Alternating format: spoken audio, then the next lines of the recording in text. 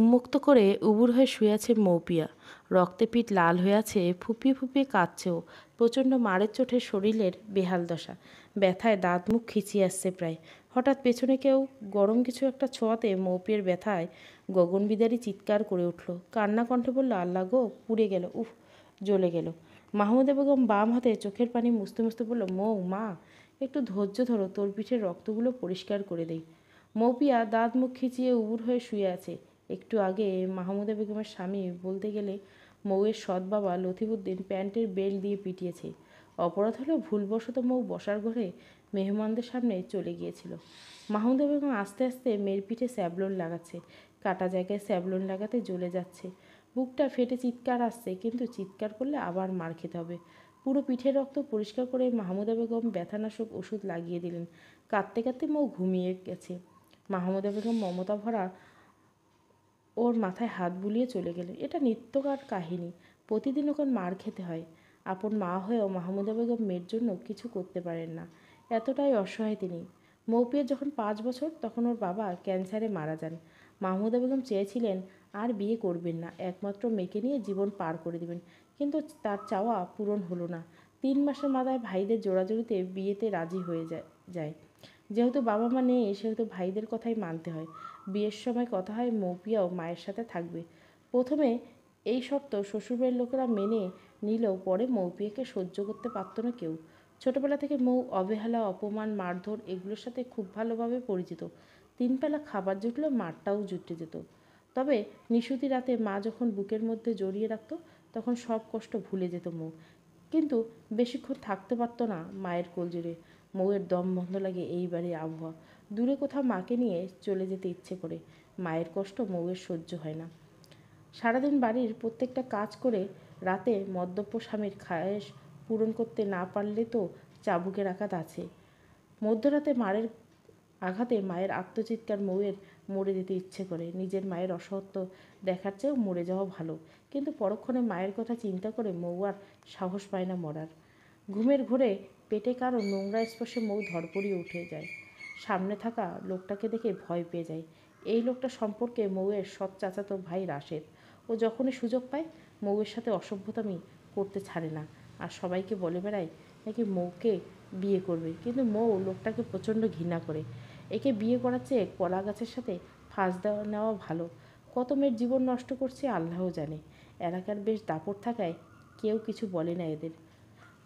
রাশেদ মৌয়ের ভীত সন্তপ্ত মুখ দেখে বিচ্ছিরি এক হাসি দিয়ে বলে, আমাকে ভয় পাস কেন মৌ?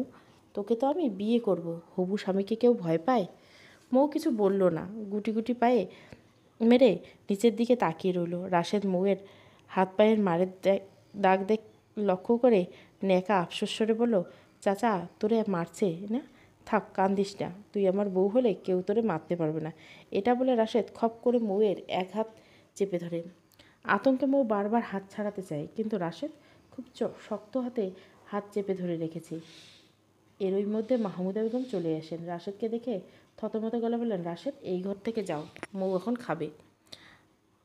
রাশেদ একবার মাহমুদা বেগমের দিকে তাকিয়ে মৌয়ের হাত ছেড়ে দিয়ে চলে গেল। রাশেদ যেতে মাহমুদা বেগম দরজা আটকে দিয়ে মৌয়ের কাছে এসে বসলো। তারপর কোমল গলায় বলল, মৌ, তুই পালিয়ে যা, এখানে তুই ভালো থাকতে পারবি না। ওরা চাইছে রাশেদের সাথে তোর বিয়ে হোক, কিন্তু আমি চাই না আমার মতো কষ্টে তুইও থাক। আমি আমার খালাতো বোন সিনথিয়ার সাথে কথা বলছি, তুই আজকেই ভোরেই যাবি। তোকে ওর মেয়ে শিরিন নিতে আসবে। মৌ আর্দ্রকণ্ঠ বলল, কিন্তু মা তুমি? মাহমুদা বেগম মলিন হেসে বলল, তুই পড়াশুনো করে নিজের পায়ে দাঁড়াবি, তারপর আমায় নিয়ে যাবি এখান থেকে। ততদিনে আমি তোর অপেক্ষা করব, কিন্তু এখন তোকে যেতেই হবে। মৌ মাকে জড়িয়ে ধরে হু হু করে কেঁদে দিল। এই পৃথিবীর একমাত্র এই মানুষটা ছাড়া কেউ তাকে ভালোবাসেনি। ভোর হওয়ার আর কিছুক্ষণ বাকি। উত্তেজনায় হাত পা কাঁপছে মৌয়ের।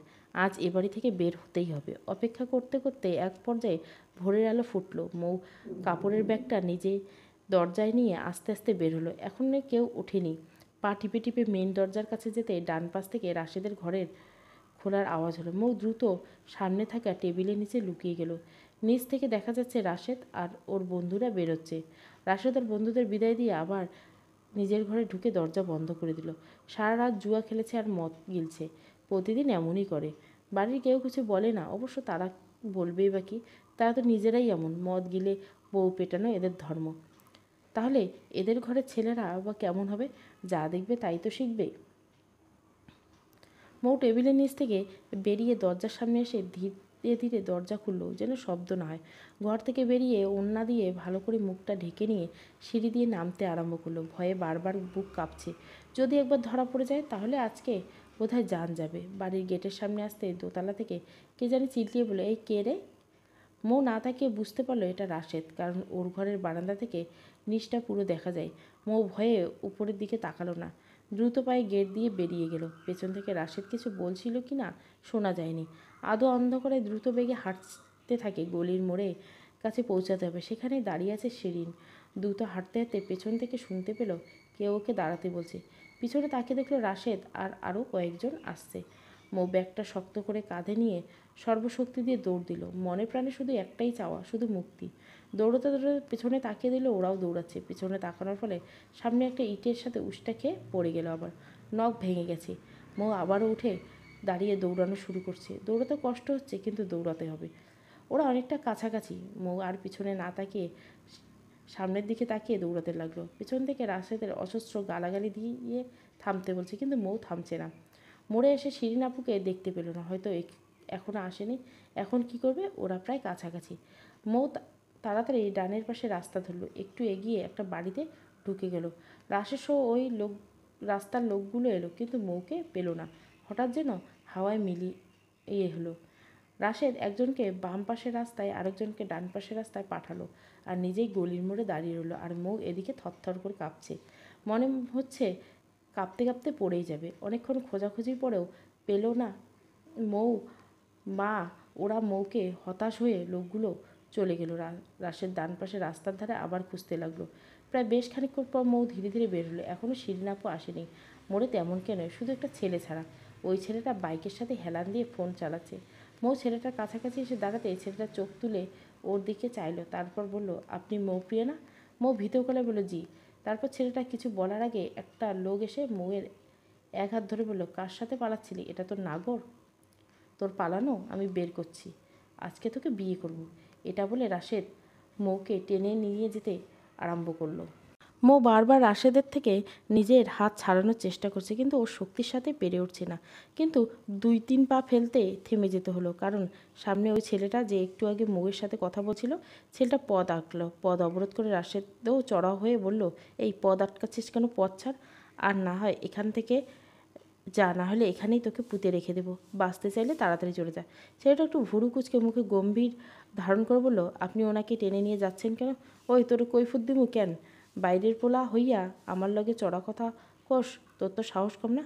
এটা বলে রাশেদ ছেলেটাকে থাপ্পড় মারতে নিলে ছেলেটা সিনেমা স্টাইলে থাপ্পড় আটকে ঘুরিয়ে 4টে চড় মারল।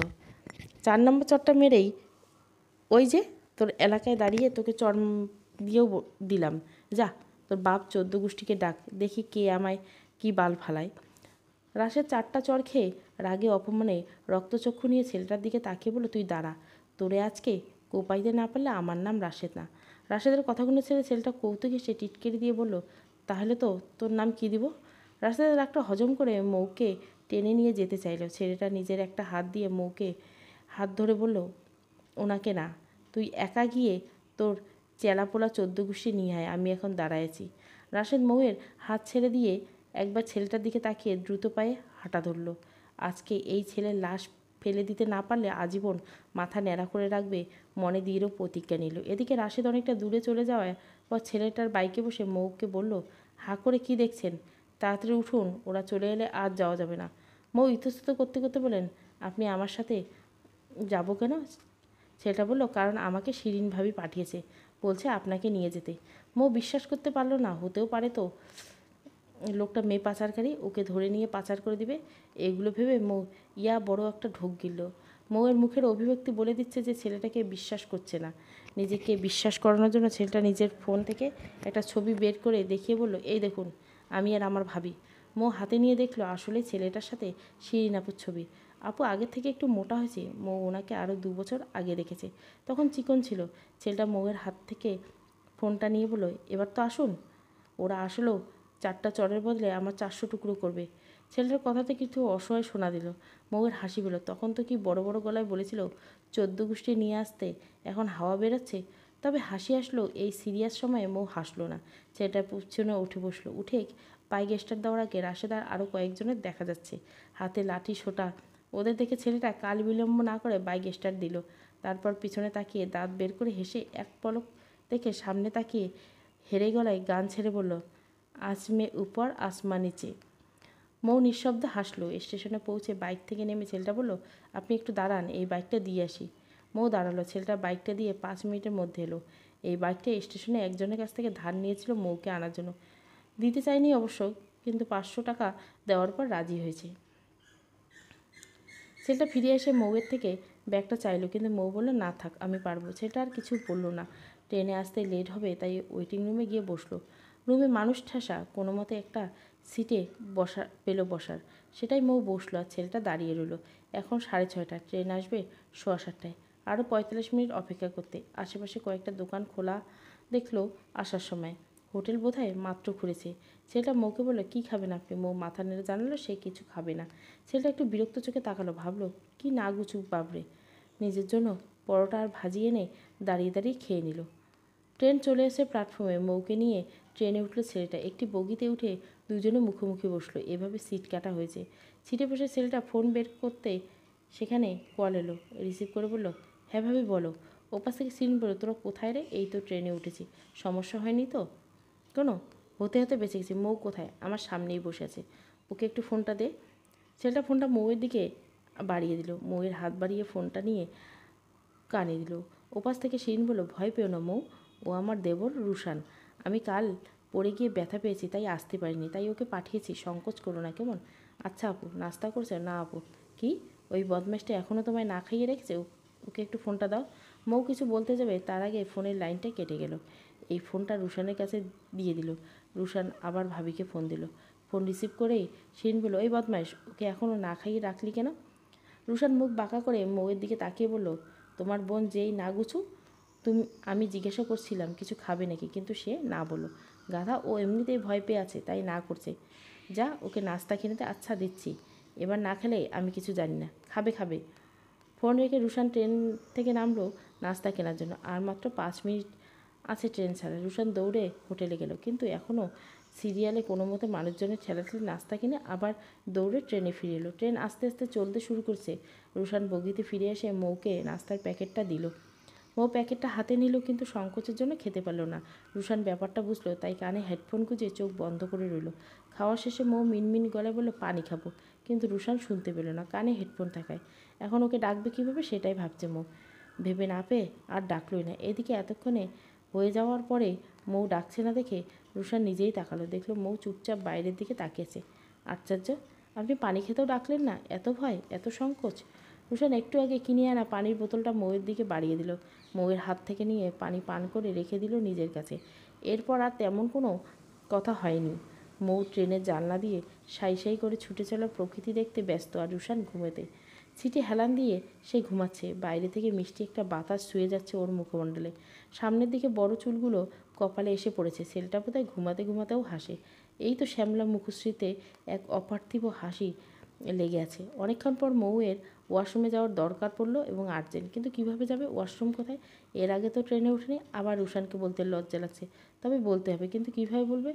এই যে আমি একটু টয়লেটে যাব, নাকি আমাকে একটু টয়লেটে নিয়ে যাবেন এভাবে, নাকি টয়লেটটা কোন দিকে এভাবে? মনে মনে কিভাবে বলবে এগুলো ভাবতে ভাবতে থাকা হঠাৎ পাশের সিটে একটা বাচ্চা তার মাকে বলল, মা হাগু দিব। বাচ্চাটা কি সুন্দর করে বলে দিল, আর ওর মা মুখ খুলতেই পারল না। তবে মৌকে উসখুস দেখে রুশান বলল, কিছু বলবেন? না মানে? কি মানে? মৌ হঠাৎ মুখ ফসকে বলেই ফেলল, আমি হাগু দিতে যাব। মৌকে ওয়াশরুমটা দেখিয়ে দিয়ে রুশান বগির দরজার সামনে দাঁড়িয়ে ইচ্ছে মতো হাসছে। এতক্ষণ প্রায় হাসি চেপে রাখতে দম বন্ধ হয়ে আসছিল। আর এদিকে মৌয়ের লজ্জায় মাথা কাটা যাচ্ছে। কি বলতে কি বলে ফেলবে। মুখ ফসকে কি এটাই বের হওয়ার ছিল? ছি, ছেলেটা কি ভাবলো। হাসির বেগ কমে আসতে রুশান বগিতে এসে বসলো। প্রায় সাথে সাথে মৌয়ের এসে নিজের সিটে বসলো, কিন্তু রুশানের দিকে তাকালো না, বাইরে তাকিয়ে রইল। সে আজ প্রতিজ্ঞা করছে কোনোভাবেই রুশানের দিকে তাকাবে না। রুশান প্রথম কয়েকবার তাকালো, এরপর আর তাকালো না, নিজের ফোন নিয়েই ব্যস্ত হলো। সারা রাস্তা কোনো কথা বলা হয়নি। সিলেট স্টেশনে এসে ট্রেন থামলো, তখন 1:30 বাজে। রুশান মৌকে নিয়ে ট্রেন থেকে নেমে একটা হোটেলে ঢুকলো, তারপর 2 প্লেট কাচ্চি অর্ডার দিল। একটু পর 2 প্লেট কাচ্চি সামনে এলো। রুশান হাত ধুয়ে খাওয়া শুরু করলো। সংকোচ হওয়ার সত্ত্বেও মৌ খাওয়া শুরু করলো। রুশান আগে খাওয়া শেষ করে বিল দিয়ে একটু বসলো মৌয়ের জন্য, কারণ মৌ এখনও খাওয়া হয়নি। যেন ওর অস্বস্তি না হয়, ওই ফোনেই মনোযোগ দিল। খাওয়া শেষে মৌকে নিয়ে মেইন রোডে এসে একটা রিক্সা ঠিক করলো। প্রথমে ওকে উঠতে দিল। মৌ রিক্সায় উঠে মাঝখান দিয়ে নিজের ব্যাগটা রাখলো। এই দেখলে রুশন ভুরু কুচকে বলল, পুরো রিক্সায় যদি আপনি আর আপনার ব্যাগ বসে, তাহলে আমি বসবো কোথায়? কি মেরে বাবা! মৌ মুখ কালো করে ব্যাগটা কোলে নিয়ে চেপে বসলো। তারপর রুশান পাশে বসলো। এইটুকু রিক্সার মধ্যে মৌ এমনভাবে বসেছে যেন একটু ঝাঁকি খেলে রাস্তায় পড়ে যাবে। রুশান বিরক্ত মুখে কয়েকবার মৌ ঠিক হয়ে বসতে বলল। মৌ আগের অবস্থায় রইল। রিক্সা চলতে চলতে হঠাৎ একটা ঝাঁকি খেতে মৌ পড়ে যেতে নিল। রুশান পেছন থেকে তড়িৎ গতিতে মৌয়ের দুবাহু চেপে ধরল। ঘটনায় আকস্মিকতায় মৌয়ের আত্মা শুকিয়ে গেছে। রুশান ওকে ধরে সিটে বসালো। তারপর রুষ্ট হয়ে বলল, এই জন্য বারবার বলেছিলাম ঠিক হয়ে বসুন। না, আমার কথা শুনবেন কেন? আপনার তো পড়ে গিয়ে ভর্তা হওয়ার ইচ্ছে ছিল, এখন পড়ে গেলে পুরো ভর্তা হয়ে যেতে। মৌ মিনমিন গলায় বলল, সরি। রুশান বিরক্ত মুখে একবার চাইল, কিছু বলল না। বাসার সামনে এসে ভাড়া মিটিয়ে মৌকে নিয়ে ভেতরে গেল। ড্রয়িং রুমে শিরিন আপু ওনার শাশুড়ি বসে আছেন। মৌকে দেখে শিরিন উঠে গিয়ে ওকে জড়িয়ে ধরে বলল, আসতে কোনো অসুবিধা হয়নি তো? মৌ কিছু বলার আগে রুশান বলল, হবে কিভাবে? আমি আছি না, 7 সমুদ্রের 13 নদী পার করে তোমার বোনকে নিয়ে আসছি। মহৎ কার্য সাধন করিয়েছেন আপনি, এখন যান ঘরে। আপনার বন্ধু আশীর্বাদ সিয়াম এসেছে। কখন আসলো ওর? একটু আগেই। তোর রুমে বসে আছে। আচ্ছা, আমি রুমে যাচ্ছি। এটা বলে রুশন নিজের রুমের দিকে যেতে যেতে আবার ফিরে এলো। বলল, দাঁড়াও 1 মিনিট। তোমার থেকে আজকে আর ওই দিনের মিলে 2000 টাকা পাই। আমার 2000 টাকা দাও। আজকে হাতে টাকা নেই রে ভাই, তোর ভাইয়ের থেকে নিয়ে দিব। তুমি সবসময় এমন করো ভাবি, দিব বলে আর দাও না। আচ্ছা যা, এবার দিব, মনে থাকে যেন। তোমার জামাইয়ের থেকে নিয়া দিবা কিন্তু। শিরিন হেসে বলল, আচ্ছা। রুশান নিজের রুমে চলে গেল। রুশান যেতে শিরিন মৌকে বলল, যাও তুমি শাওয়ার নিয়ে ফ্রেশ হয়ে নাও, তারপর খাবে। আপু আমি খেয়ে আসছি, রুশান ভাইয়া বিরিয়ানি খেয়েছে। মৌয়ের কথা শুনে শিরিন কিছু বলতে যাওয়ার আগে শিরিনের শাশুড়ি রুনা বেগম বলল, তো কি হয়েছে, আবার খাবে? হাত মুখ ধুয়ে আসো। মাথা নাড়িয়ে সপ্তপর্ণে গেল শিরিনকে দেখিয়ে দেওয়ার ঘরে। একদম রুশানের পাশের ঘরটাই ওর। ঘরে এসে ব্যাগ গোছাতে খাটের উপর রেখে সেখান থেকে একটা 3 পিস বের করে গোসল করতে চলে গেল। মা, বললাম না আমি বিয়ে করব না, তবুও আমায় জোর করছো কেন? পারুল প্রচণ্ড বিরক্ত সহিত বলল, দেখ মা, ভালো ছেলে, ভালো চাকরি করে, স্বভাব চরিত্র ভালো, বংশও ভালো, তুই না করিস না। ভালো সম্বন্ধ পাওয়া আজকাল মুশকিল, তাই ভালো সম্বন্ধ হাতছাড়া করতে নেই। আর তোর বাবার শরীরের অবস্থা ভালো না, কখন কি হয় বলা যায় না। তোদের 2 বোনকে বিয়ে দিয়ে তবেই আমাদের মুক্তি। মা দেখো, আমি নিজের খরচ নিজেই চালাই, আমাকে নিয়ে তোমার সমস্যা হওয়ার কথা না। অতএব মুক্তি, কিন্তু তোমায় পাচ্ছ না। আর বিয়েটা কেন জীবনের সব হতে হবে? বিয়ে ছাড়া কি চলে না? ইফরা, কেন তুই বিয়ে করতে চাচ্ছিস না? দেখ, জীবন কিন্তু কারোর জন্য থেমে থাকে না। একজনের জন্য তুই সবাইকে খারাপ ভাবতে পারিস না। আহাত খারাপ ছিল বলে অন্য ছিল খারাপ হবে সেটা বলা যায় না। খারাপ যে হবে না সেটার গ্যারান্টি কি? তবুও তোর ভাগ্য তো সুপ্রসন্ন হতে পারে। ইফরা তাচ্ছিল্য একটা হাসি দিয়ে বলল, হলে তো অনেক আগেই হতো। আচ্ছা যাও, ওই ছেলেকে আসতে বলো, আমি দেখব। আশা বেগম উৎফুল্ল হয়ে বলল, সত্যি? কখন আসতে বলবো? বিকেল 5টায়। আচ্ছা। ইফরা কথা বলতে বেরিয়ে পড়ল। 2টি টিউশন শেষ করে ওই ছেলের সাথে দেখা করবে। ড্রয়িং রুমে বসে আছে শিরিন, মৌ আর শিরিনের শাশুড়ি বসে গল্প করছিল। হঠাৎ রুমানকে বের হতে দেখে শিরিন বলল, কোথাও যাও রুমান? রুমান হালকা হেসে বলল, একজনের সাথে দেখা করতে যাই ভাবি। চশমা নাকের ডগা থেকে তুলে রুনা বেগম বলল, কার সাথে? এখন বলবো না, দেখা করে এসে বলবো। রুমানের মুখে একটি হাসির ঝলক দেখা গেল।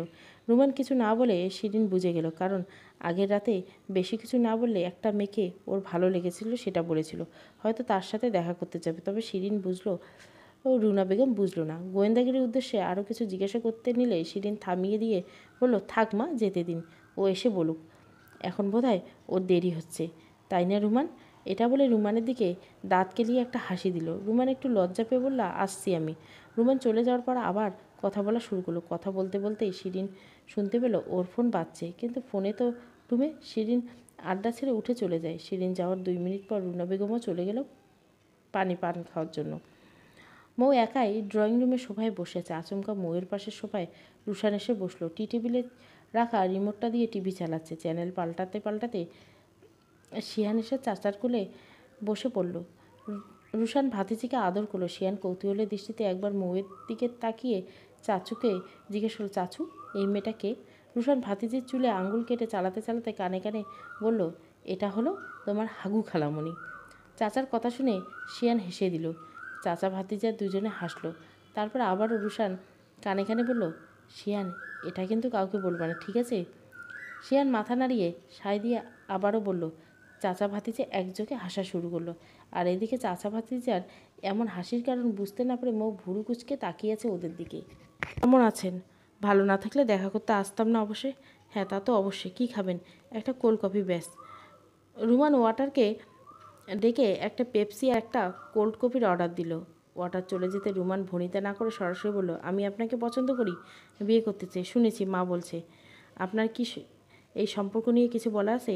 আপনি দেখতে বেশ ভালো, ভালো চাকরি করেন, না পছন্দ হওয়ার কারণ নেই, কিন্তু আমার অন্য জায়গায়। ইফরা কথা শেষ করার আগে ওয়েটার এসে অর্ডারকৃত খাবার দিল। তাতে অবশ্য কথা বলার ব্যাঘাত ঘটে না। ইফরা দিব্যি বলছে। আগে অবশ্য বলতে পারতো না এমন দিব্যি কথাবার্তা। চেহারায় লজ্জায় একটা ভাব ছিল, কিন্তু এখন মনে হচ্ছে ভাবটা উবে গেছে দিন দিন। মাঝে মধ্যে ইফরা ভাবে, কেন এমন হয়? ছ্যাঁকা খেলে কি এমন হয়? রুমান পেপসিতে একটা চুমুক দিয়ে বলল, যেমন কি সমস্যা? আমার অতীত। বোধহয় আপনার অতীত জানলে আপনি নিজেই আমাকে রিজেক্ট করবেন। রুমান বেশ স্বাভাবিক ভঙ্গিতে পেপসিতে আরেকটা চুমুক দিয়ে বলল, আপনার অতীত আমি জানি। আপনার মা বলেছেন আমার আপনার অতীত নিয়ে কোনো আপত্তি নেই।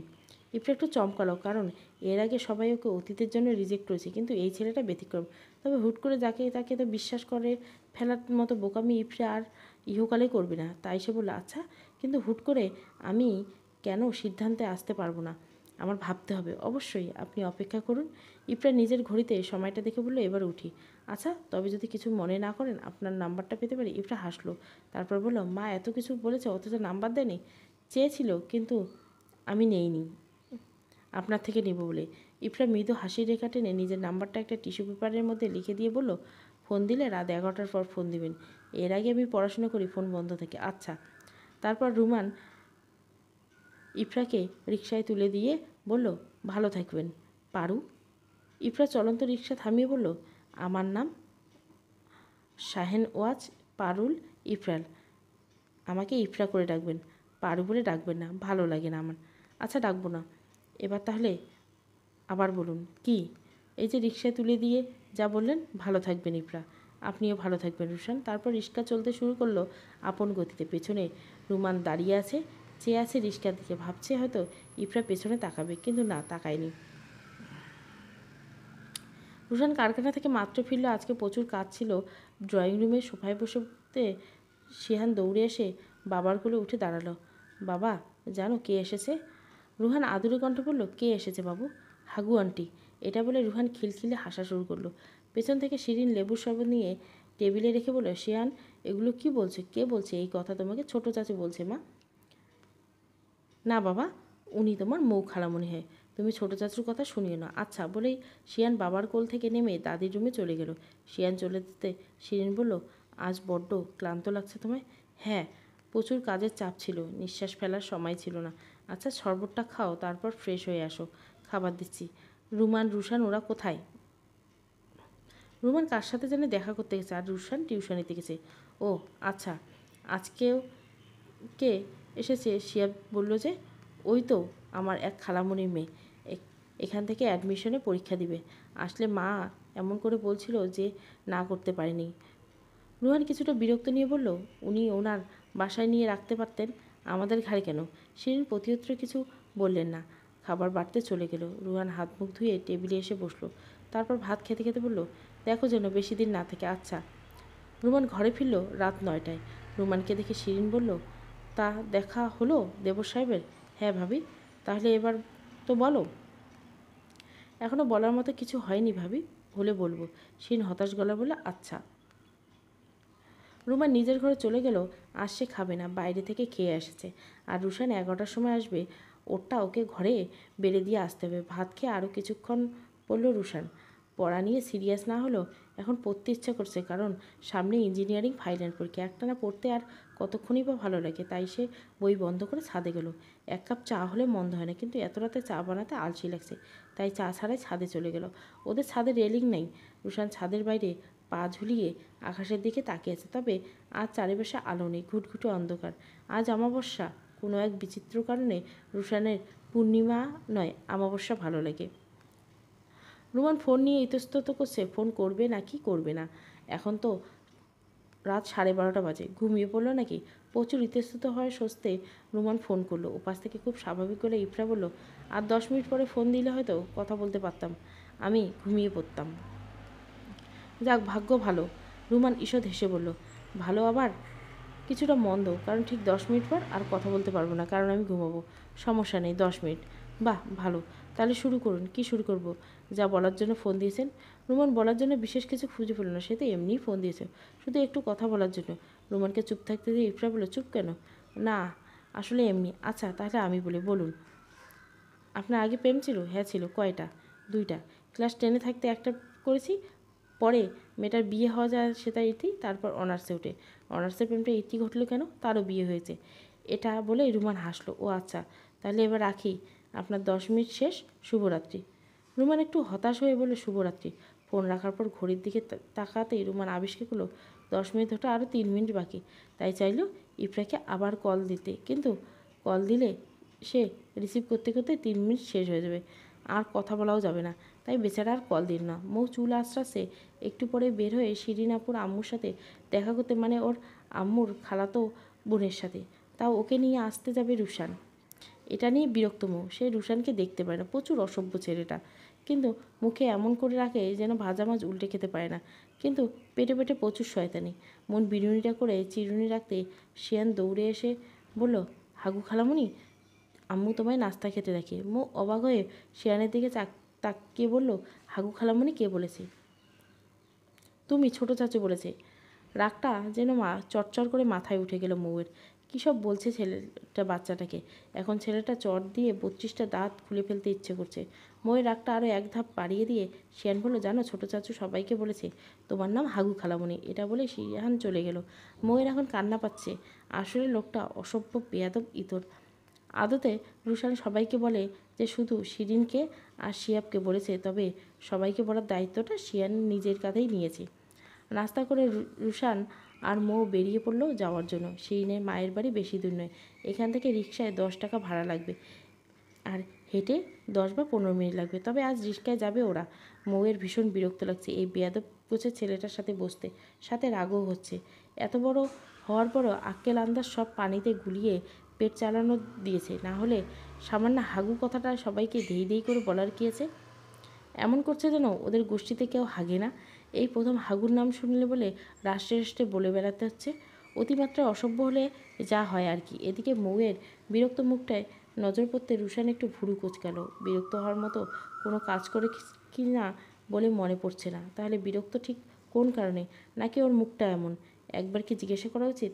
না থাক, যেচে জিজ্ঞাসা করতে গেলে পরে গায়ে পড়া ভাববে। কেন জানি ফার্স্ট ইমপ্রেশনে কোনো মেয়ে যদি ছেলেকে অসভ্য, বেয়াদব মনে করে, তাহলে সারা জীবন তপস্যা করে ওই মেয়েটার কাছে ছেলেটা ভালো হতে পারবে না। কিছুক্ষণের মধ্যে ওরা ওয়াশরুমে চলে গেলে শিরিন আপুর বাবার বাড়ি। রুশান ভাড়া মিটিয়ে দিয়ে ভেতরে দিয়ে হাঁটা দিল। পিছন পিছন মৌ আসছে। বাড়ির গেট একেবারে খোলা, 2তলা এলো আকৃতির গোলাপি রঙের বাড়ি। সামনে ছোটোখাটো একটা ফুলের বাগান। ভেতরে যেতে হলো একটু। ঠাহর হলো মৌয়ের। একতলায় এই ফ্ল্যাটের সামনে রুশান দাঁড়িয়ে আছে। দরজার পাশে কলিং বেল বাজানোর পর একটি মেয়ে দরজা খুলে দিল। রুশান মেয়েটাকে দেখে সহসে বলল, কী খবর বেয়ান সাহেব? এই তো ভালো বেয়াই সাহেব। মেয়েটা কথা শেষ করতে না করতে মধ্যবয়স্ক এক মহিলা এসে বলল, এসো ভেতরে এসো। রুশান বলার আগে ভেতরে চলে গেছে। তারপর আয়েশ করে একটা সোফায় বসে আছে। আর মৌ সংকোচে ধীরে পায়ে ভেতরে বসলো। রুশানের সাথে কথা বলা মেয়েটা মৌকে দেখে বলল, তুমি মাহমুদা আন্টির মেয়ে? জানো তো, আমরা সমবয়সী। আমিও এবার অ্যাডমিশন পরীক্ষা দেব। মৌ সৌজন্যমূলক হাসলো। আসলে মৌ মেয়েটার চেয়ে 1 বছরের বড়, গতবার ইন্টার পরীক্ষা দিয়েছে। তারপরে ওই রাক্ষসী ফ্যামিলিতে রাশেদের অত্যাচারে আর পড়তে পারেনি। ভেবেছিল পড়া বোধহয় শেষ। না, নিয়তে আরেকবার সুযোগ দিয়েছে। মেয়েটা বকবক করতে করতে ওকে নিয়ে গিয়ে সোফায় বসলো। তারপর হেসে রুশানকে বলল, আজকে কিন্তু থাকতে হবে বেআই সাহেব। না বেআইন সাহেবা, আজকে কাজ আছে, একটু পরেই চলে যাব। তা আচ্ছা। এটা বলতে বলতে মেয়েটা ভেতরে চলে গেলো। এই রুমে এখন মৌ আর রুশান বসেছে, তাও একেবারে সোফার মুখে। তাই মাঝে মাঝে না চাইছে চোখাচোখি হচ্ছে, দুজনে চোখ ফিরিয়ে নিচ্ছে। এই চোখাচোখি চলতে চলতে সিনথিয়া খালা নাস্তা নিয়ে এসেছে, আর ওনারা মেয়ের এই জুসের ট্রে নিয়ে হাসি। রুজান বিনীত ভঙ্গিতে বলল, এত কিছু দরকার কি ছিল? কিন্তু মাওয়াই, আরে না বাবা, তুমি তো আসোই না, তাও আজকে এতদিন পরে এলে। আজ কিন্তু থাকতে হবে। না মাওয়াই, আজ না, আজকে জরুরি কাজ আছে অন্যদিন। সিনথিয়া খালার মন খারাপ বলে বলল, তুমি সবসময় বাহানা করে চলে যাও। রুশান একটু লজ্জা মিশ্রিত হাসি দিল। এটা সত্যি, এই বাড়িতে আরও কয়েকবার আসা হলেও থাকা হয়নি। নানারকম ছুতোয় কেটে পড়েছিল। নাস্তা খেতে খেতে কিছুক্ষণ গল্প করে চলে যাওয়ার জন্য উঠতেই শিরিনের বোন শারমিন টেনে বলল, থেকে গেলেই পারতেন। রুশান বলতেই যাচ্ছিল অন্য একদিন থাকবো, কিন্তু মৌয়ের মুখটা দেখে মত পাল্টাচ্ছে। আচ্ছা ঠিক আছে, এত করে যখন বলছেন তখন থাকতে হয়। রুশানের কথা শুনে শারমিন খুশি হয়ে বলল, যাক, এতদিন বেআই সাহেবের কথা শুনলো। আর এদিকে রুশানের মা থাকার কথা শুনে মৌ যতটা খুশি হয়েছিল তার চেয়ে বেশি দুঃখী হয়েছে এখন। না থাকতে পারলেই হয়তো শয়তানটা ধ্যাত। মৌয়ের 100 ওয়াট বাল্বের মতো জ্বলে ওঠা মুখটা টুপ করে 0 ওয়াটে নেমে আসতে দেখে রুশানের ভীষণ আনন্দ হচ্ছে। তবে অদ্ভুত কারণে মেয়েটাকে জ্বালিয়ে রুশানের মজা লাগছে। শারমিন মৌকে নিজের ঘরে নিয়ে গেলেও ওর হাত থেকে ব্যাগটা বিছানার উপর রেখে বলল, এটা আমার ঘর, আমরা এখানেই একসঙ্গে থাকবো, অনেক মজা। মৌ কিছু বলল না। সে ঘুরে ঘুরে ঘর দেখতে ব্যস্ত। বেশ ছিমছামার পরিপাটি। উত্তরে একটা জানলা আছে, ওখান থেকে খোলা মাঠ দেখা যায়। শারমিন মৌকে ড্রয়িং রুমে আসতে বলে চলে গেল। এই মেয়েটা প্রচুর মিশুকে, মাত্র কিছুক্ষণের মধ্যে এতটা ফ্রি হয়ে গেল। মৌ হলে এখনোই পারত না, বেশ ইন্ট্রোভার্ট টাইপের সে। বেশ খানিকক্ষণ পর মৌ ড্রয়িং রুমে এলো। শারমিন ওকে দেখে বলল, এত দেরিতে এলে যে? আসো বসো। মৌকে নিজের পাশে বসতে সে আবারও বকবক শুরু করলো। আলোচনার সারবস্তু হলো কোনো মুভির কাহিনী। মৌ জীবনে বোধহয় 2বার না 3বার, তাও অল্প একটু করেই দেখেছে। প্রথমবার রাস্তায় চায়ের দোকানে, এরপরে কলেজে একদিন বান্ধবীর ফোনে, এই তো, এরপর আর মনে পড়ছে না। তাই মৌ আলোচনায় ইন্টারেস্টিং লাগছে না, প্রচণ্ড বোর হচ্ছে সে। কিছুক্ষণ বসে থেকে মৌ পাশ থেকে উঠে দাঁড়াতে শারমিন বলল, কী হলো? কিছু না, আমি একটু রান্নাঘরে যাব, আন্টির সাথে একটু কথা বলে আসি। আচ্ছা যাও। যাওয়ার সময় মৌয়ের চোখ রুশানের দিকে পড়তে দেখলো সেও ওর দিকে তাকিয়ে আছে। মৌ চোখ ফিরিয়ে মনে মনে বলল, আপদ। দুপুরের খাবার খাওয়ার সময় শারমিন হঠাৎ বলে উঠল, বেআই সাহেব, আজ তো আপনি থাকছেন তাই না? চলুন আমরা 4জন কোথাও ঘুরে আসি। হ্যাঁ, যাওয়া যায়। রুশান খেতেই বলল, না না, তোমরা 3জনে যাও, আমি যাব না। সিনথিয়া বেগম আপত্তি করে বসলো। কেন মা? শারমিন মন খারাপ করে বলল, খালি বাড়িতে রেখে যেতে মন চায় না, তোরা যা। তোদের মতো বয়সে আমি কত ঘুরে বেড়াচ্ছি, এখন আর মন চায় না। মায়ের না যাওয়ায় একটু মন খারাপ শারমিনের। একটু মন খারাপ করলেও তাতে আর উৎসাহ বিন্দুমাত্র ভাটা পড়ল না। সে অতি উৎসাহে বলল, আচ্ছা তাহলে আধ ঘন্টা পর আমরা বের হব। রুশান বলল, ডান। বান্ধবীর সাথে শপিং মলে ঘুরতে ঘুরতে ভুলবশত একজনের সাথে ধাক্কা খেলো ইফরা। সরি বলার জন্য ঘুরে দাঁড়াতো, কিন্তু সরি বলতে পারো না, কারণ সামনে মানুষটা আহাত, ওর সাথে একটা মেয়ে, ওর গার্লফ্রেন্ড। ইফরা মেয়েটাকে চেনে। চোখ মুখ শক্ত করে ইফরা চলে যাওয়ার জন্য ঘুরে দাঁড়াতে আহার ওর হাতটা ধরে ফেলল। তারপর বলল, একটু দাঁড়াও, কথা আছে। How dare you touch me? ভারী গলায় বলল ইফরা। আহাত হাতটা ছেড়ে দিয়ে ওর গার্লফ্রেন্ডকে বলল, একটু সামনে যাও, আমি আসছি। মেয়েটা আগেবার ইফরার দিকে রুক্ষ দৃষ্টিতে চেয়ে কিছুটা সামনে গিয়ে দাঁড়ালো। আমিও আমার বান্ধবীকে একটু সাইডে যেতে বললাম। আহাত কিছুক্ষণ ইতস্তত করতে করতে বলল, তুমি নাকি বিয়ে করছো? হ্যাঁ। তোমার কোনো সমস্যা? ইফরা তিক্ত বলে বলল, না সমস্যা আছে। ছেলেটা কে? সেটা জেনে তুমি করবে না, এমনি। Wish you happy married life. কথা শেষ। Okay bye. এটা বলে ঘুরে হাঁটা দিল ইফরা। শারমিন ভারী মেকআপ করতেই 1 ঘন্টা লাগিয়েছে, যেন কোথাও বিয়ে বাড়ি যাচ্ছে। নিজের মেকআপ শেষ করা হতে মৌকে বলল, তুমি মেকআপ করবে? না, আমি মেকআপ দিই না। আচ্ছা তাহলে চলো বের হই, বেআই সাহেব অপেক্ষা করছে। রুশান শারমিনকে দেখে মনে মনে একটা নাক ছিটকালো, কারণ ওর মেকআপ পছন্দ না, ন্যাচারাল বিউটি সুন্দর। তবু বেআইন বলে কথা, বেআইনের তো একটু প্রশংসা করলেই চলে। তাই রুশান একটু প্রশংসা করে দিল। বাসা থেকে 3জন একসাথে বেরিয়ে গেল। মৌ একটু পেছন, আর ওরা দুজন সামনে কথা বলতে বলতে হাঁটছে। হঠাৎ হাঁটতে হাঁটতে রুশানের অশব্দতায় ছাগলের হাগুর মধ্যে পা দিকে ফেলছে। এইদিকে মৌ আর শারমিন হাসতে হাসতে অবস্থা শেষ। আর এদিকে রুশান ভুরু কোষে মৌয়ের দিকে তাকিয়ে আছে। জীবনটা পুরো হাগুময় হয়ে গেছে। উপরে নিচে ডানে বায়ে সব জায়গায় হাগু আর হাগু। এই মেয়ের সাথে দেখা হওয়ার পর থেকেই এমন হচ্ছে। রুশান নাক মুখ কুচকে এগুলো ভাবছে আর চুপচাপ হাঁটছে। এদিকে শারমিন ননস্টপ হেসেই যাচ্ছে, তবে মৌ উচ্চস্বরে না আসলে মুচকে মুচকে আসে। এদের হাসি দেখে রুশানের গা জ্বলে যাচ্ছে। একটা কিছু পেলেই হলো, হাসি আর বন্ধ হয় না। শপিং মল থেকে বের হয়ে বান্ধবীকে বিদায় দিয়ে ইফরা রুমানকে ফোন দিল। হঠাৎ ইফরার ফোন পেয়ে রুমান হকচকিয়ে গেল।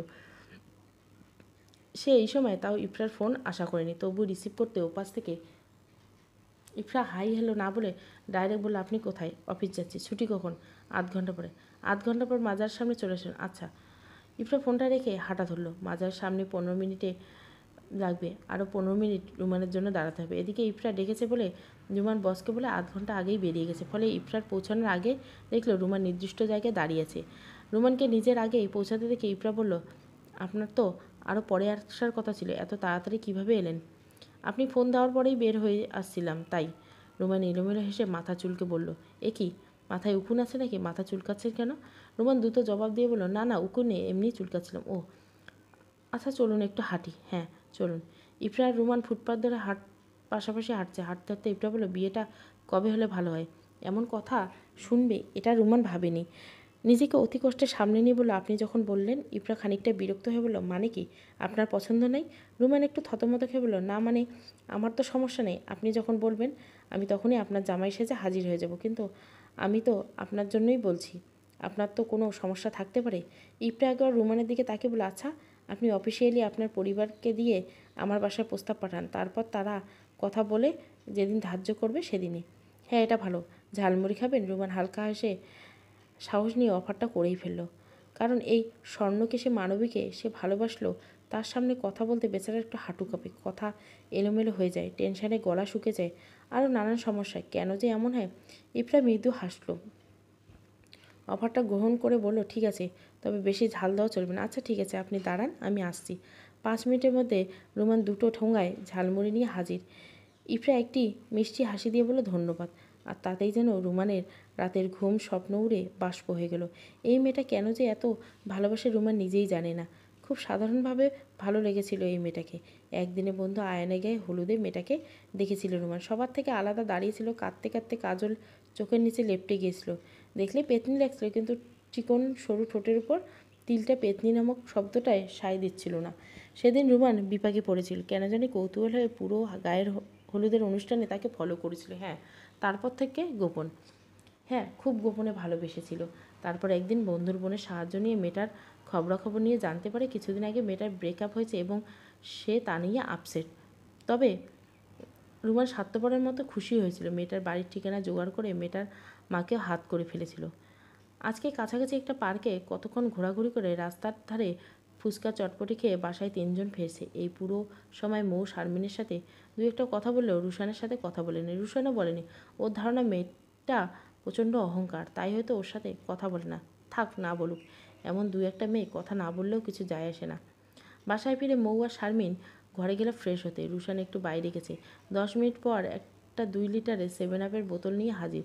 শারমিন খুশিতে গদগদ হল, উহ বিআই সাহেব, আপনি কিভাবে আমার মনের কথা বুঝেছিলেন? আমি এটাই চাইছিলাম। ওদের মজা নিয়ে বলল, বেআইনের মনের ভাব বিআই না বুঝলে কে বুঝবে বলুন? এদিকে মৌ ওদের অতিরিক্ত আধিক্যতায় বেশ বিরক্ত।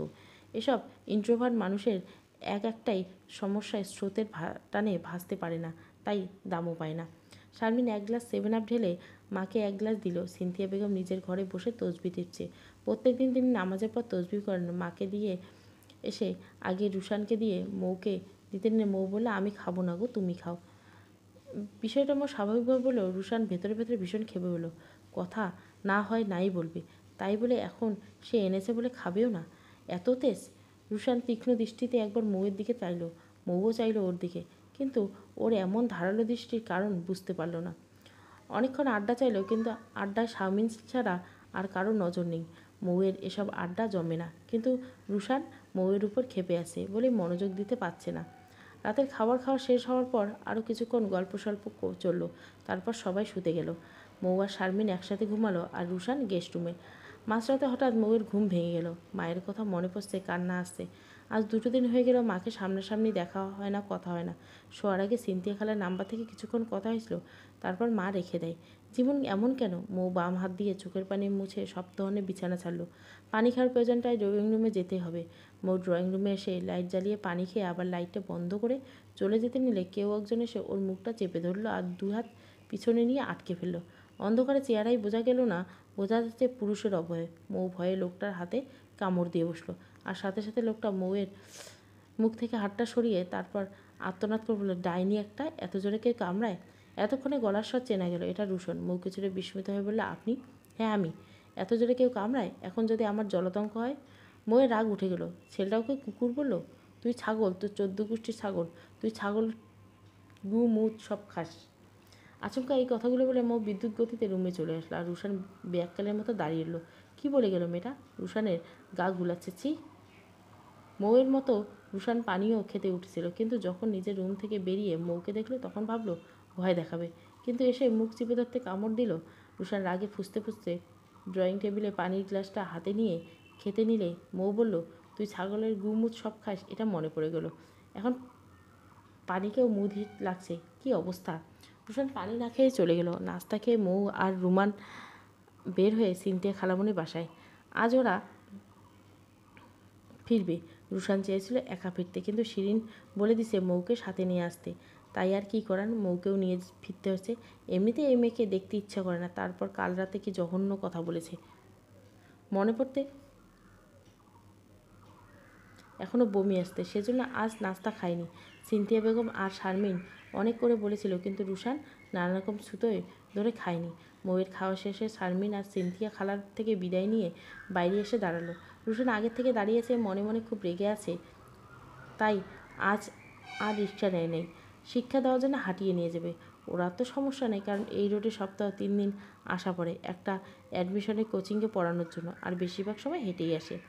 মৌয়ের পাশাপাশি এসে দাঁড়াতে রুশান অন্য দৃষ্টি দিয়ে একবার চেয়ে তাকালো, তারপর আজকে রিক্সা নেই, হেঁটে যেতে হবে। আচ্ছা, এটা বলে মৌ হাঁটতে শুরু করলো। একটু পিছনে রুশান আছে। মৌ হাঁটতে ভাবছিল রুশানকে সরি বলা উচিত। কাল রাতে রেগে গিয়ে উল্টোপাল্টা কথা বলছে, কিন্তু সরি কীভাবে বলবে? এর আগে কাউকে সরি বলা হয়নি, তাই এক্সপিরিয়েন্স নেই, কিন্তু বলা উচিত। ধুর, এটা সরিই তো, বলেই দিচ্ছি।